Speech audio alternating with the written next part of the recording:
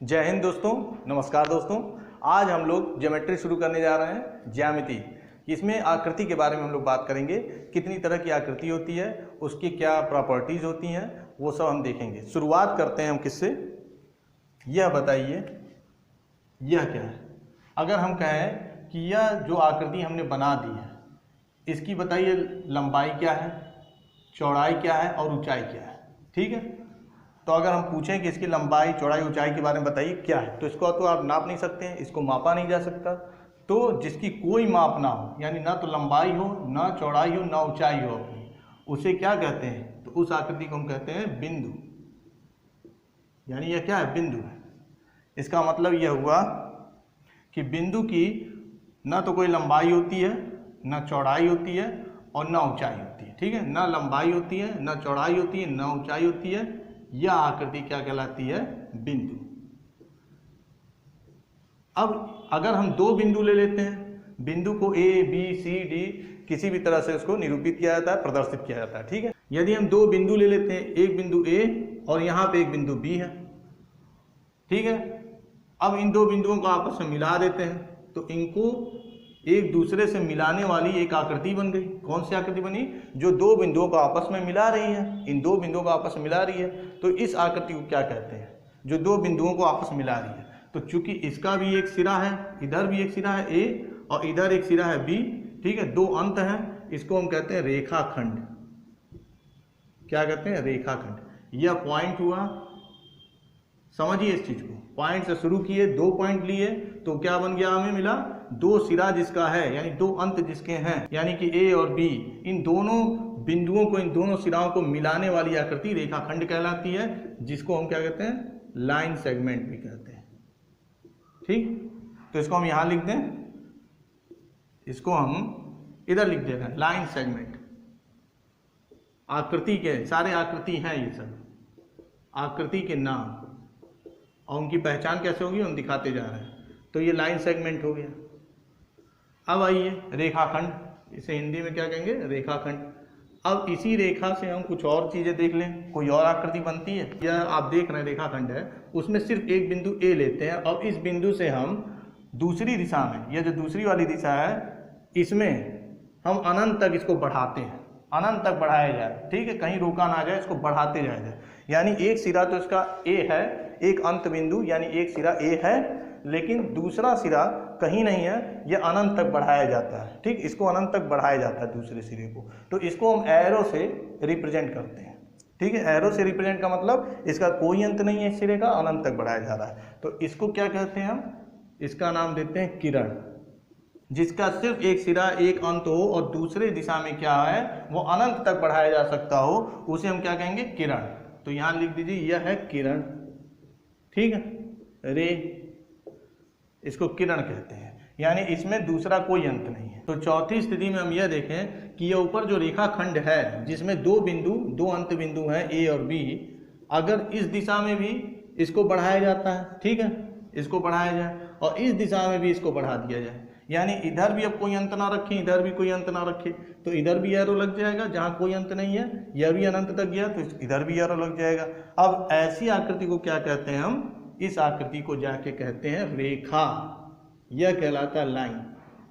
ठीक, यह कहलाता है लाइन, जिसका दोनों दिशाओं में कोई अंत बिंदु न हो, अनंत तक दोनों दिशाओं में बढ़ाया जा सकता हो, उसे कहते हैं लाइन। अब लाइन के बाद कुछ चीजें और देखिए। इसमें अगर एक बिंदु और दिया हो सी, एक बिंदु दिया हो डी, यानी 3 या 3 से अधिक बिंदु एक ही रेखा पर अगर हों, ठीक है, तो उन बिंदुओं को क्या कहते हैं, संरेख। यानी यहाँ पे ए बिंदु, बी बिंदु, सी बिंदु और डी बिंदु, ये सब क्या कहलाएंगे, संरेख बिंदु कहलाएंगे, यानी कि कोलिनियर। ठीक है, कोलिनियर पॉइंट्स कहलाएंगे। अब इसको और समझिए आप, अगर कोई और बिंदु हम यहाँ पे ई लेते हैं, यह ई है। अब अगर हम एक बिंदु ई यहाँ लगा दें, ठीक, और एक बिंदु यहाँ पे कहीं एफ लगा दें, ठीक, तो हम बी ई एफ को क्या कहेंगे एक दूसरे का, तो ये बी और ई और एफ बिंदु जो है, यह बिंदु क्या कहलाएंगे, यह एक रेखा में तो कहीं नहीं दिख रहा है, यह कहीं पे, यह कहीं पे, यह कहीं पे स्थित है, तो ये असंरेख बिंदु कहलाएंगे। असंरेख बिंदु यानी कि नॉन कोलिनियर पॉइंट्स। तो यह सारी चीजें आपको क्लियर हुई कि पॉइंट किसे कहते हैं, बिंदु पॉइंट, जिसको हम कैसे इस आकृति को कैसे बनाते हैं, बस ऊर्ध्वाधर अपने पेन को कागज के ऊपर लगाइए और ऐसे से वो दबा दीजिए। ठीक है, ऊर्ध्वाधर लगा के ऐसे इसको दबा दीजिए, तो यह क्या बन गया, आपका बिंदु बन गया, जिसकी ना तो कोई लंबाई होती है, ना चौड़ाई होती है, ना ऊंचाई होती है, किसी प्रकार का कोई गहराई नहीं होता है, तो वह होता है बिंदु। ठीक है, जिसको मापा नहीं जा सकता है वह होता है बिंदु। अब बिंदु के जरिए ही दो बिंदु लेके हमने लाइन सेगमेंट बनाया। अब लाइन सेगमेंट को एक दिशा में अगर हम अनंत तक बढ़ाते हैं तो यह किरण बन जाता है। अब लाइन सेगमेंट को दोनों तरफ अगर हम अनंत तक बढ़ाते हैं तो ये रेखा बन जाता है। रेखा पर जितने बिंदु स्थित होते हैं सब संरेख बिंदु कहलाते हैं। और जब कोई 3 या 3 से अधिक बिंदु एक रेखा पर स्थित नहीं है तो वह असंरेख बिंदु यानी कि नॉन कोलिनियर पॉइंट्स कहलाते हैं। अब अगला पॉइंट देखिए क्या होगा। तो इसके बाद हम प्रतिच्छेदी रेखाएं किसे कहते हैं, यह देख लें। क्या, तो प्रतिच्छेदी रेखाएं, इसको हम कहते हैं इंटरसेक्टिंग लाइंस। ठीक है, इंटरसेक्टिंग लाइंस। तो कैसे होगा, तो जब कोई एक रेखा ए बी दिया है, मान लीजिए यह है ए बी, एक बिंदु यहाँ पे ए है, एक बिंदु बी, ठीक, यह ए बी है, ए और बी को आगे बढ़ा दिया गया यानी रेखा बन गया। तो ए बी रेखा और एक रेखा दिया गया सी डी, और ये दोनों एक दूसरे को परस्पर जो है एक बिंदु पर काट रही हैं। ठीक, यह है सी डी, और ये दोनों रेखाएं आपस में एक दूसरे को एक बिंदु पर क्या कर रही हैं, काट रही हैं। तो जब दो रेखाएं एक दूसरे को किसी बिंदु पर काटती हैं तो उन्हें क्या कहते हैं, परस्पर प्रतिच्छेदी रेखाएं कहते हैं, उन्हें परस्पर प्रतिच्छेदी रेखाएं कहते हैं। अब समझिए आगे पैरेलल लाइंस क्या होता है। ठीक है, पैरेलल लाइंस यानी कि समांतर रेखाएं, वह क्या होती हैं, तो इसको भी समझ लीजिए। समांतर रेखाएं क्या होती है, अगर एक रेखा ए बी है, ठीक है, यह है ए बी, और एक रेखा है सी डी, एक रेखा है आपका सी डी। अब इन दोनों रेखाओं में क्या है कि ये दोनों अनंत तक किसी भी बिंदु पर एक दूसरे को कहीं नहीं काटेंगी, ना इस दिशा में और ना ही इस दिशा में। ठीक, अनंत, ध्यान से देखिए, इन दोनों रेखाओं में क्या है कि ना तो इस दिशा में इसको काटेगी और ना ही इस दिशा में इसको ये काटेगी, ना ही ये इसको काटेगी किसी भी दिशा में। दोनों एक दूसरे को कहीं किसी बिंदु पर नहीं काटती हैं। और साथ साथ में किसी भी स्थान पर हम इन दोनों रेखाओं के बीच की दूरी अगर देखें, जैसे मान लीजिए यहाँ से अगर हम इसके बीच की दूरी माप लेते हैं, ठीक, और यहाँ से भी इसके बीच की दूरी माप लेते हैं, यहाँ से भी इसके बीच की दूरी माप लेते हैं, तो ये सभी दूरी क्या होगी, आपस में बराबर होगी, यानी कि समान होगी। सारी दूरी क्या होगी, समान होगी, यानी दोनों रेखाओं के बीच का अंतर क्या है, समान अंतर है, समान अंतर है। ठीक है, तो इसी को हम कहते हैं समांतर रेखा। जब दो रेखाएं ऐसी दी गई हों जो एक दूसरे को किसी बिंदु पर नहीं काटती हैं, तो ऐसी स्थिति में दोनों रेखाओं के बीच की जो दूरी होती है हर एक स्थान पर, किसी भी स्थान पर देखेंगे क्या होती है, समान होती है, यानी समान अंतर होता है उन दोनों रेखाओं के बीच में हर जगह, इसलिए उसे कहते हैं समांतर रेखाएं। उसे क्या कहते हैं, समांतर रेखाएं, यानी समान अंतर वाली रेखाएं, समान अंतर वाली रेखाएं। तो यहाँ पे A B Rekha C D के समांतर, इसको हम हटा दें, समान अंतर, तो आपको समझ में आ गया कि दोनों के बीच की दूरी क्या है, हर स्थान पर समान है, इसलिए अंतर समान होने की वजह से इन दोनों रेखाओं को क्या कहते हैं, समांतर रेखाएं, कहीं भी एक दूसरे को नहीं काटेंगी। अब आगे देखिए क्या, देखिए एंगल।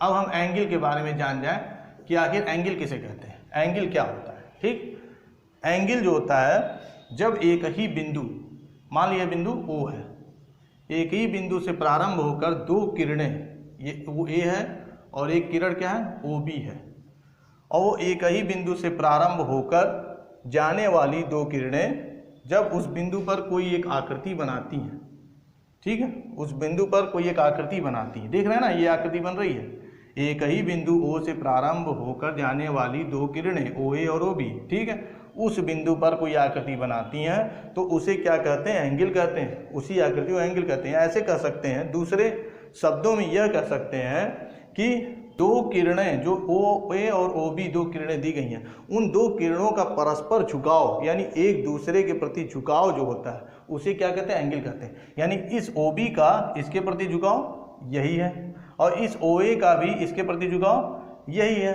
तो इसी को क्या कहेंगे, एंगल कहते हैं। तो इसको क्या कहते हैं, लिख लीजिए एंगल।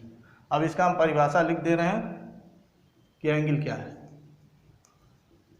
ठीक है।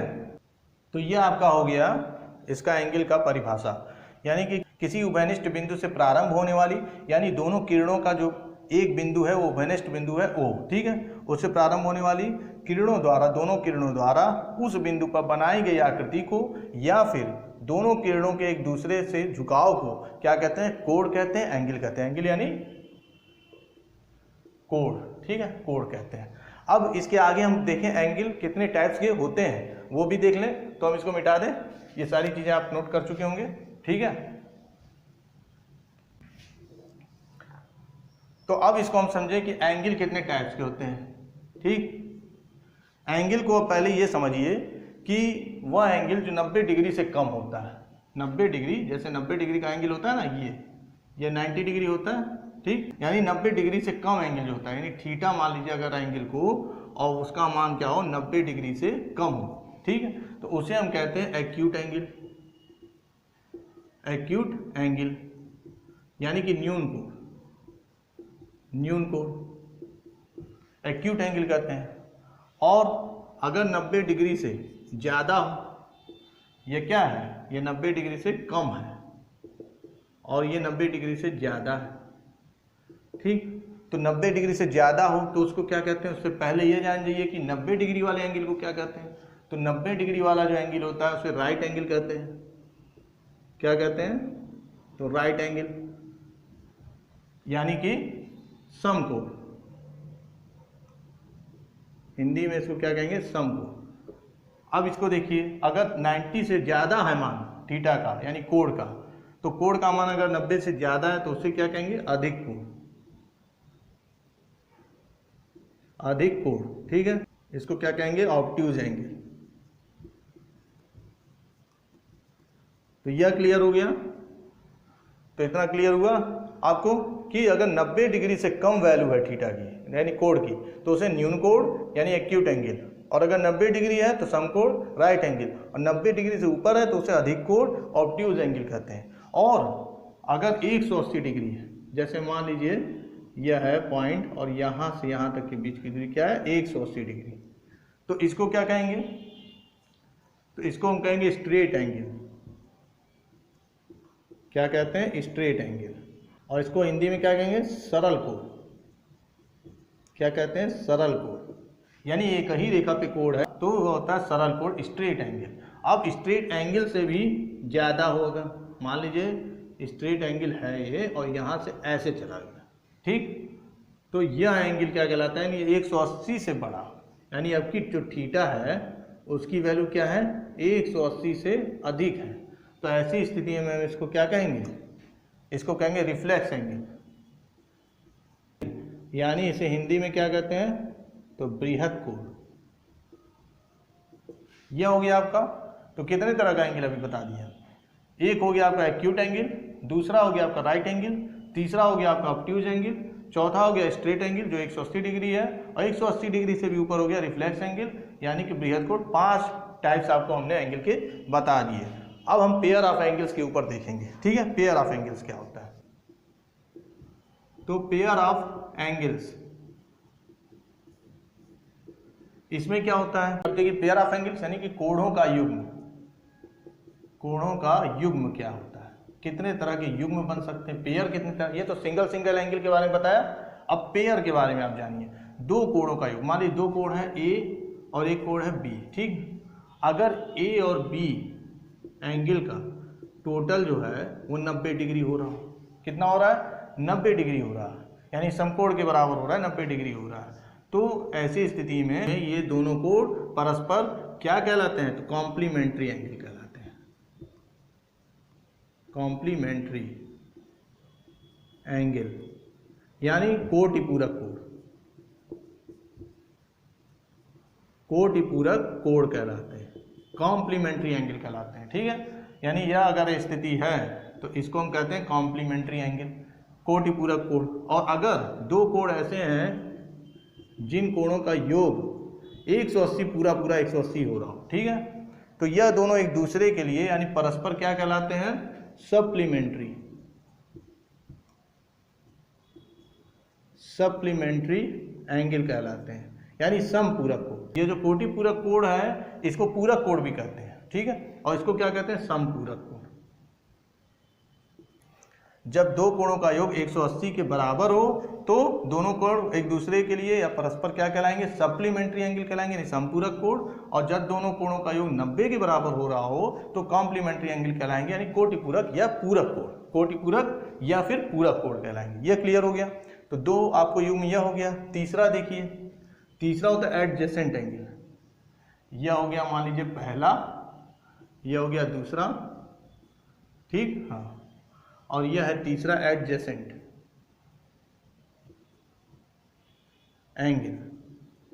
इसको हिंदी में कहते हैं आसन्न कोण। तो यह भी समझिए यह क्या है। तो जब दो किरणें ऐसे जा रही हैं, ठीक है, और इसके बीच में एक और किरण है, यह है बिंदु O से प्रारंभ हो रही है, तो दोनों एंगल, एक एंगल यह बन रहा है, एक एंगल यह बन रहा है। मान लीजिए यह है AOB और यह है BOC। एक एंगल है आपका AOB और एक एंगल है आपका BOC, ठीक है, BOC।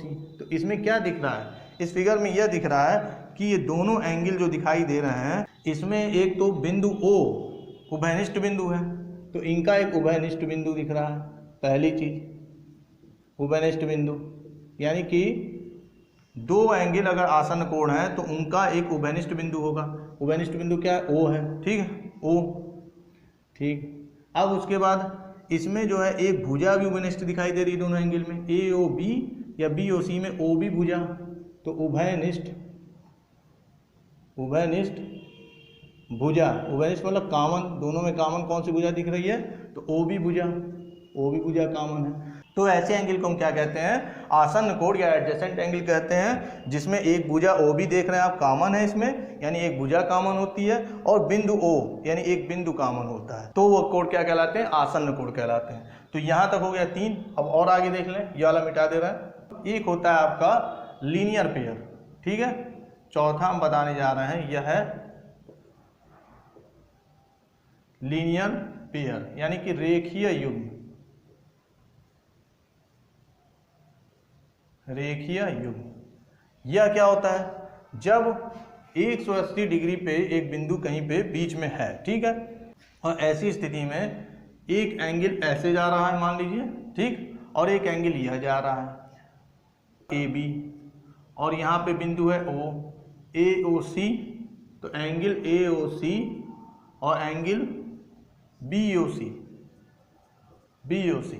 यह कहने को तो इसमें भी भुजा आपको OC एक कॉमन दिखाई दे रही है, उभयनिष्ठ भुजा है, और बिंदु भी उभयनिष्ठ है, यानी ये दोनों आसन्न कोण भी हुए, यह दोनों आसन्न कोण भी हुए।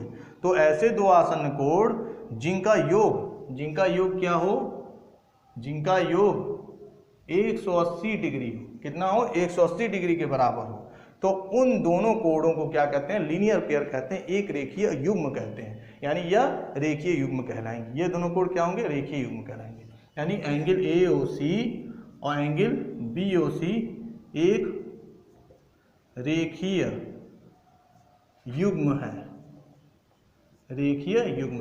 ठीक है। यह हो गया इसका चौथा टाइप।